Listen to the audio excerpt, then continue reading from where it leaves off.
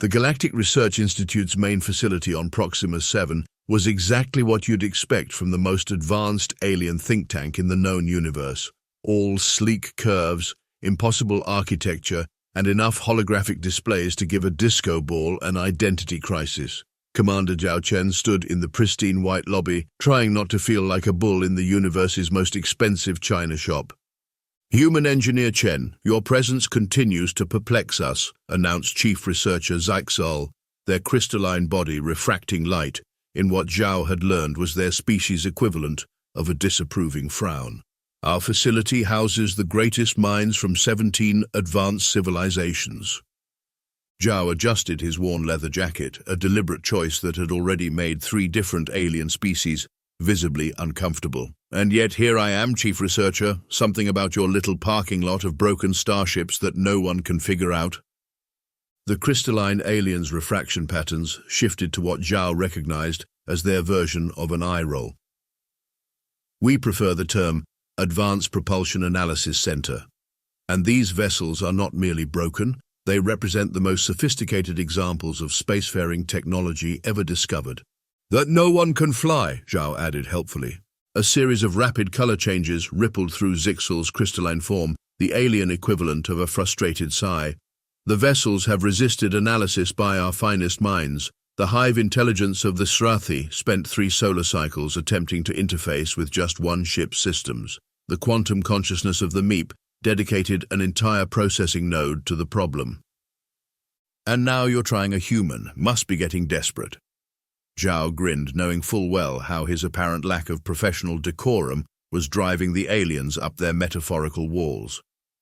"The Galactic Council insisted," Zixel managed, their usual melodic tones taking on a slightly strained quality. "Something about unique problem-solving capabilities and thinking outside acceptable geometric parameters." "You mean thinking outside the box?" Zhao couldn't help but needle them a bit more. "We do not require containerized thought processes." Zixel's crystalline form briefly flashed an agitated red. "The research facility is this way, Human Engineer Chen. Please try not to touch anything that might destabilize local space-time." As they walked through the facility's winding corridors, Zhao noticed the other researchers, beings of pure energy, floating clouds of intelligent gas, and what appeared to be a sentient mathematical equation, all turning to stare at him. He'd gotten used to being the only human in most rooms since taking this assignment, but this was different. These weren't just stares of curiosity or disdain. These were the looks of brilliant minds that had hit a wall and weren't happy about the possibility that a primitive human might succeed where they had failed. "I see the welcoming committee is as warm as ever," Zhao muttered, earning another color shift of disapproval from Zixel. "We have prepared a comprehensive briefing on all previous unsuccessful attempts to activate the vessels. The data package is only several exabytes. I trust your neural implants can handle the transfer." "Don't have any implants, Chief, just good old-fashioned wetware up here." Zhao tapped his temple. The crystal alien actually stopped moving for a moment, their structure becoming so rigid that Zhao worried they might shatter. "You process information purely through biological means?" "That's right, and I'm about to solve your little starship puzzle using nothing but this squishy human brain and maybe a bit of that coffee I brought with me. Speaking of which, any chance you've got a break room around here? I could use a cup before we get started." The look of pure bafflement on Zixel's face, or what passed for a face in their crystalline form, was worth the entire trip across the galaxy.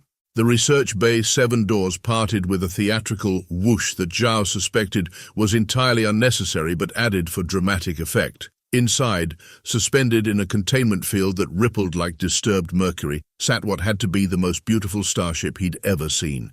It was roughly the size of a small yacht, its hull a seamless expanse of what looked like liquid metal frozen mid-flow.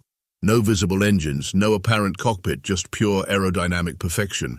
"This is research subject A113, Zixel announced with their usual dry formality. One of 17 identical vessels discovered in perfect condition within an ancient space dock.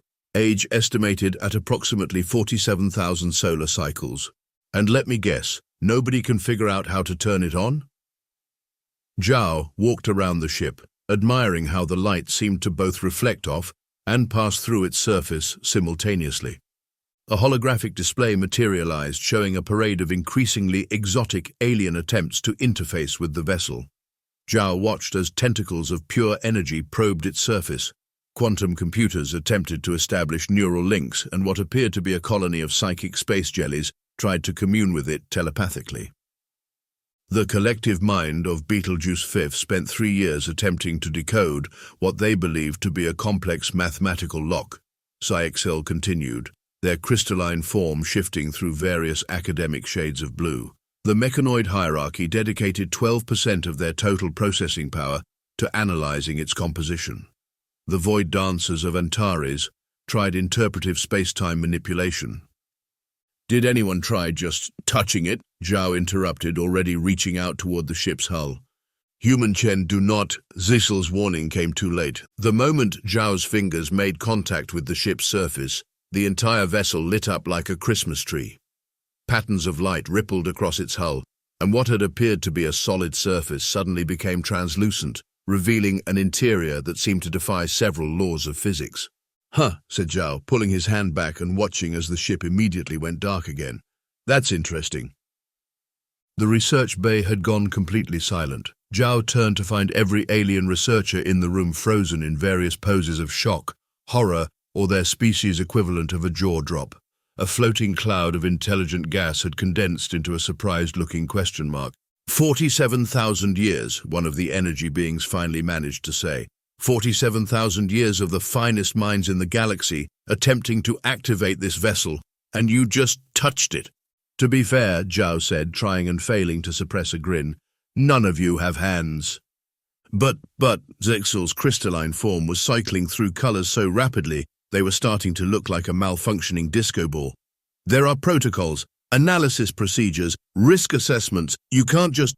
Watch me, Zhao replied, placing his hand back on the hull. The ship came to life again, but this time he noticed something different. Where his palm made contact, the material seemed to flow like quicksilver, forming what felt suspiciously like... Is this a handprint scanner? Zhao asked incredulously. The most advanced piece of technology in the known universe, and it uses a handprint scanner. Impossible, declared one of the floating equations. Biometric security systems are primitive and unreliable. Surely an advanced civilization would use quantum encryption, or at least psychic resonance patterns. Zhao pressed his hand more firmly against the forming impression. With a sound like a satisfied sigh, a section of the hull simply ceased to exist, revealing an entrance perfectly sized for a bipedal humanoid. Well, Zhao said, turning back to his dumbfounded audience, I guess we know why none of you could get in. Any of you happen to have 5 fingers and opposable thumbs? Inside the ship was both exactly what Zhao expected and nothing like he'd imagined. The interior seemed to shift and flow around him, surfaces materializing and dissolving as needed. What he assumed was the control center contained no visible instruments, no buttons, no screens, just a single chair that looked suspiciously comfortable for a human frame. Fascinating, buzzed one of the energy beings that had followed him in. The internal configuration appears to be completely random. Another malfunction in the ship's systems. Zhao settled into the chair, which adjusted perfectly to his body. Not random, it's responding to me. Watch this. He reached out with his right hand, and a control panel materialized exactly where his fingers expected to find one. It's not broken, it's adaptive. Impossible. Zixel's crystal form had taken on a particularly agitated pattern. A properly designed vessel must maintain consistent internal geometry. This chaos serves no purpose. Unless, Zhao mused, watching as the ship's interior continued to subtly reshape itself around him, the whole point is that it's not consistent. You've all been assuming it's malfunctioning because it won't maintain a fixed form, but what if that's exactly how it's supposed to work? The floating mathematical equation that had squeezed through the entrance began scribbling furiously in the air. Such a design would be highly inefficient. The energy required to maintain constant molecular restructuring would be worth it, Zhao interrupted, if you wanted a ship that could perfectly adapt to any pilot. Look. He shifted in the chair, leaning left. The entire control center smoothly reorganized itself to optimize for his new position. It's not just responding to touch, it's reading my unconscious expectations. Every time I think it would be handy to have a control for that, one appears exactly where I'd expect to find it. The assembled aliens watched in mounting disbelief as Zhao demonstrated. Displays materialized at perfect eye level, controls shifted to match his natural reach, and the entire cockpit seemed to mold itself around him like a custom-fitted glove. "But this makes no logical sense," protested a cloud of intelligent gas. "How can a ship's systems anticipate what a pilot needs before they even know they need it?" "You're thinking too digitally," Zhao explained, watching as new instruments appeared and disappeared based on where his attention wandered. "This ship isn't running on programming, it's running on intuition, human intuition specifically. All those malfunctions you detected, that was probably the ship trying to adapt to non-human users and failing because your thought patterns are too rigid." A series of rapid calculations appeared in the air as the mathematical equation tried to process this. "Are you suggesting this advanced civilization built their ships to be deliberately imprecise?" "Not imprecise," Zhao corrected, grinning as he discovered he could rearrange the entire control layout just by thinking about it. "Adaptable. Humans don't think in straight lines. We're messy. We improvise. We go with our gut. This ship isn't fighting that. It's designed for it. The whole control system is based on human instinct and muscle memory." "But that's completely irrational." Zyxel's crystalline form had taken on a particularly distressed frequency. "How can you possibly navigate space-time without precise mathematical calculations?" Zhao let his hand hover over where he felt a propulsion control should be. Sure enough, a perfectly shaped throttle materialized under his palm. "The ship handles the math. We handle the intent. It's like, you know how humans can catch a ball without calculating its trajectory? Our brains just naturally process all that information unconsciously. This ship works the same way." "You're telling us," one of the energy beings clarified, its tone dripping with disbelief, "that this pinnacle of advanced technology, this ship that has puzzled the greatest minds in the galaxy, is designed to work on gut feeling." "Watch this," Zhao said. He closed his eyes and simply thought about how the control center should be arranged for optimal efficiency. The entire cockpit rippled and flowed, every surface and instrument finding its perfect position, based purely on his subconscious expectations. When he opened his eyes again, he was surrounded by exactly the layout he would have designed if he'd spent years planning it. The intelligent gas cloud had condensed into what appeared to be a stress ball. This defies all logical principles of spacecraft design. "Maybe that's the point," Zhao suggested, feeling more and more confident in his theory. "Maybe whoever built these ships knew that sometimes the best way to navigate the chaos of space isn't with pure logic. Sometimes you need a species that's comfortable with a little chaos of their own." He looked around at the assembled alien researchers, each displaying their own version of scientific distress, and added with a grin, "After all, if the universe made perfect sense, what would be the fun in exploring it?" "Perhaps a demonstration is in order," Zhao announced, standing up from the captain's chair. The cockpit immediately rearranged itself back to its neutral state, much to the visible discomfort of the alien researchers. "Chief Researcher Zyxel, could you pull up the data from all previous attempts to interface with the ship?" The crystalline alien's form flickered with what might have been relief at returning to familiar scientific territory. A massive holographic display materialized, filled with countless streams of data from 17 different species' attempts to understand the vessel. "Now," Zhao said, gesturing at the display, "what patterns do you see here?" "Pattern analysis has already been conducted," the mathematical equation stated matter-of-factly. "We have identified 2,749,823 distinct correlations across all attempted activation sequences." "That's the problem right there," Zhao said, walking through the hologram and waving his hands to rearrange the data streams. "You're looking for mathematical patterns. I'm looking for—" He paused, squinting at the flowing information. "Did anyone else notice this looks like a dance?" "A what?" The intelligent gas cloud expanded in confusion. "A dance. Look at the energy signatures when someone tries to activate the ship. They're not random, they're rhythmic, like music." Zhao started humming, matching his tone to the pulses of data. "It's not responding to specific inputs, it's responding to flow, rhythm, movement." The alien researchers exchanged various expressions of skepticism and confusion. "Humans have this amazing ability," Zhao continued, still conducting the invisible symphony of data with his hands. "We see patterns everywhere, faces in clouds, animals in constellations, music in random noise. Other species might call it a glitch in our perception, but it's actually our greatest strength." We don't just process information, we feel it. Nah. He turned back to the captain's chair. Watch this, I'm going to try something completely illogical. Zhao sat down and closed his eyes. Instead of trying to control the ship, he simply listened to it. The subtle hum of its systems, the way the surfaces flowed and shifted, the barely perceptible vibrations beneath his feet, it all came together like an orchestra tuning up. Human Chen, Zixel's voice carried a note of concern. What exactly are you? Shh, Zhao held up a hand. I'm feeling the rhythm. The ship's interior began to pulse with soft light, matching the tempo of Zhao's breathing. Displays and controls appeared and disappeared in a complex dance, no longer trying to maintain fixed positions but flowing like water around him. The systems are destabilizing, one of the energy beings announced in alarm. No, Zhao said softly, eyes still closed. They're synchronizing. This ship isn't meant to be controlled. It's meant to be conducted. He lifted his hands like a conductor before an orchestra, and the entire cockpit responded. Surfaces flowed like liquid mercury. Controls materialized and dissolved in perfect harmony with his movements. The ship wasn't just adapting to him anymore, it was anticipating him. Impossible. The mathematical equations calculations were becoming increasingly frantic. The energy patterns are completely chaotic. Not chaotic, Zhao corrected, opening his eyes to watch the symphony of light and motion around him. They're dancing.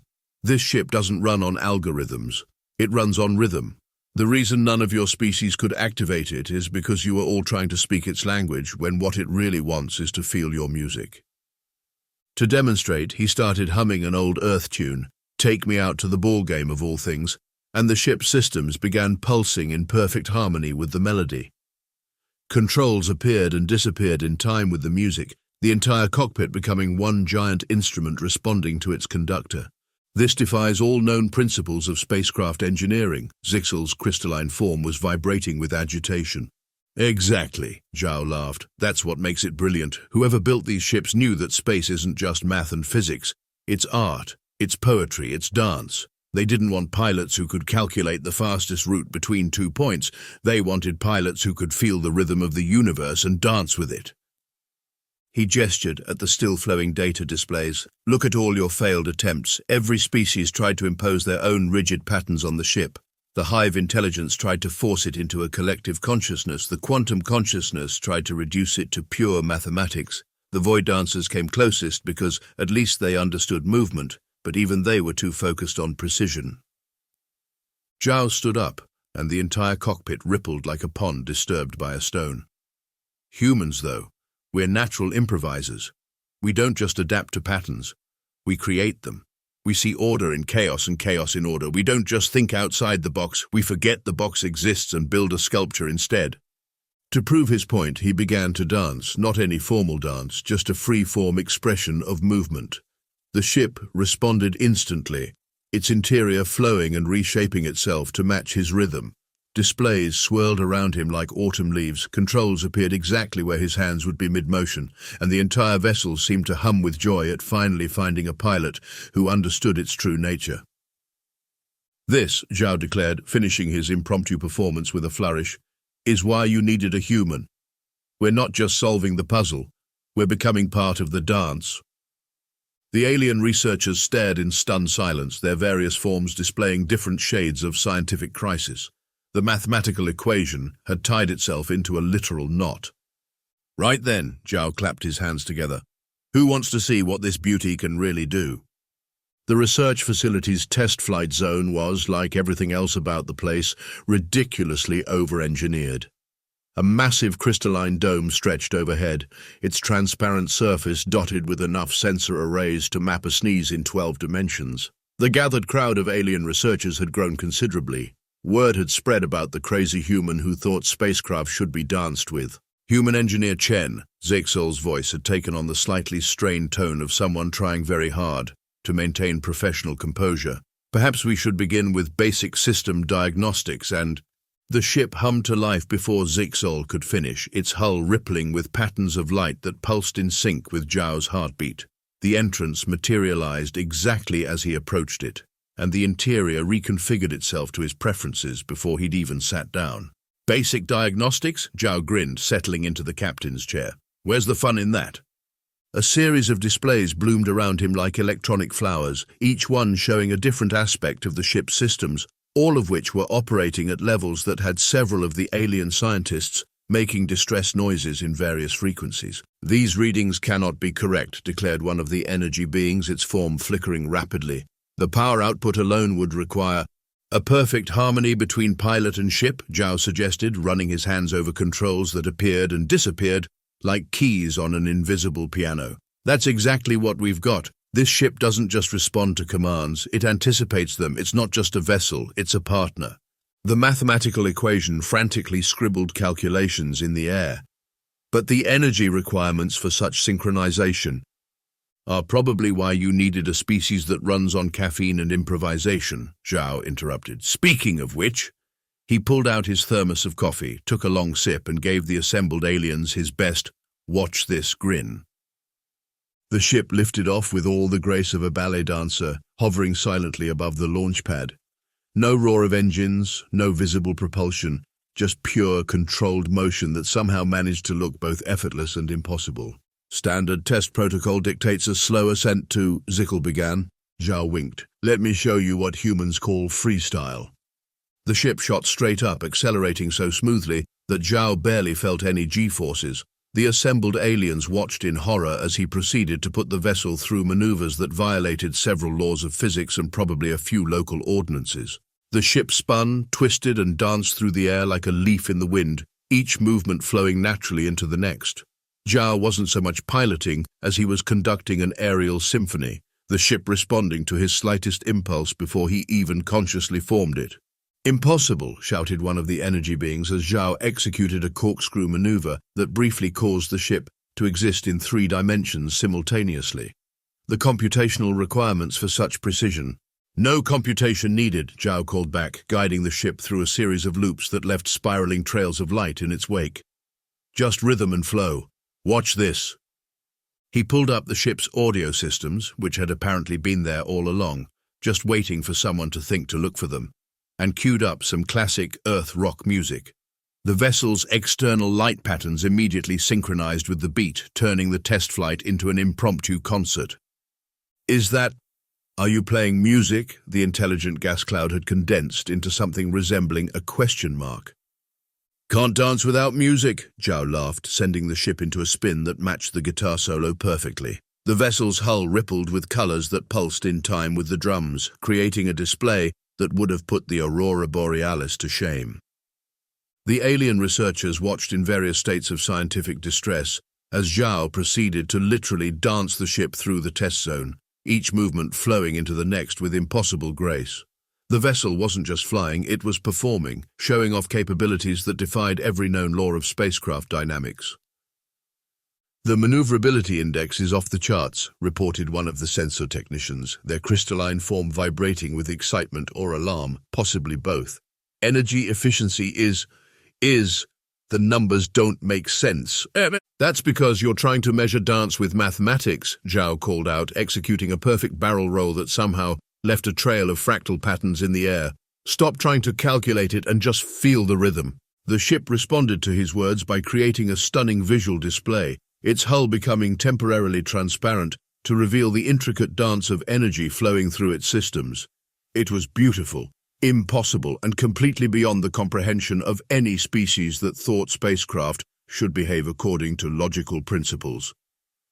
But how do you navigate?" sputtered the mathematical equation, its symbols becoming increasingly distorted. "Where are the trajectory calculations, the gravitational compensation algorithms?" Zhao guided the ship into a gentle hover, the vessel spinning slowly like a dancer taking a bow. "Same way humans catch a ball. We don't calculate the trajectory, we just know. This ship doesn't need calculations because it's directly connected to human intuition. We're not flying through space, we're dancing with it." To demonstrate, he closed his eyes and let his hands flow over the controls in time with the music. The ship responded by creating a light show that synchronized perfectly with the rhythm, each movement flowing naturally into the next like a choreographed performance. 3 days later, the Galactic Research Institute's main conference hall was packed with representatives from every major spacefaring civilization.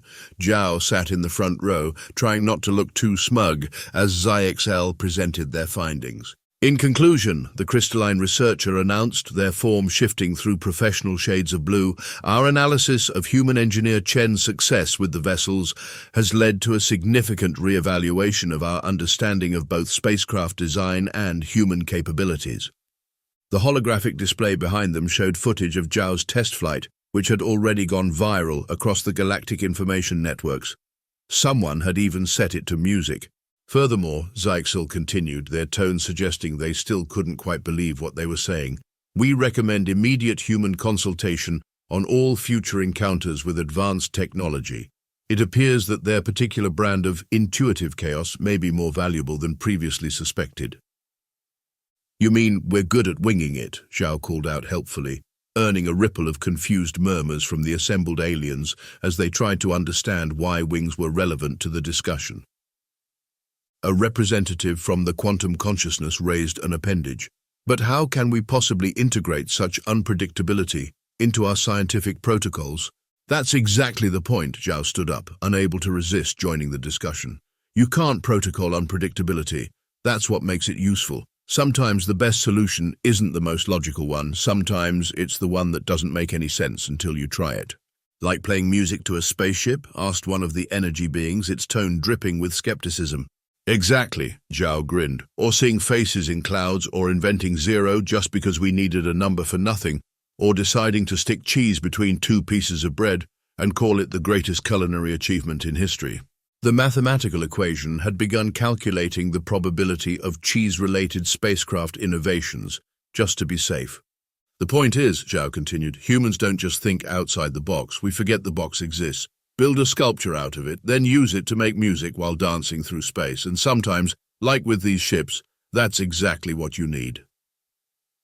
XYXL's crystalline form took on what Zhao had learned was their reluctantly impressed configuration. The Galactic Council has already approved funding for a new research division dedicated to human intuitive technologies.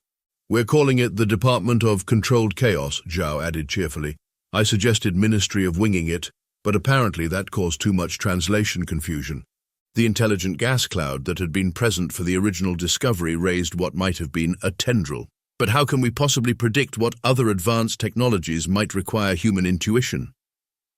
That's the beauty of it, Zhao laughed. You can't. Just like you can't predict what humans will do next. We're the species that looked at a massive ball of nuclear fusion and decided it looked like a smiley face. We're the ones who invented tap dancing, jazz, and putting tiny sweaters on dogs. We're professionally unpredictable. He gestured at the footage still playing behind XYXL, showing the ship performing maneuvers that made several of the more mathematically inclined species in the audience visibly uncomfortable. Sometimes the universe doesn't need precision. Sometimes it needs a species crazy enough to try something just to see what happens, and lucky for you, he grinned, pulling out his ever-present thermos of coffee. That's exactly what humans are best at. The conference hall erupted in a mixture of concerned murmurs, excited discussions, and what sounded like at least 3 different species initiating emergency protocol updates. Zhao just sat back and enjoyed his coffee, already wondering what other malfunctioning pieces of advanced technology might just be waiting for someone to dance with them. After all, in a universe full of patterns and chaos, sometimes you need a species that can see the music in the math and the art in the impossible. And if there's one thing humans had perfected over their relatively short time among the stars, it was making the impossible look like an improvisational dance number.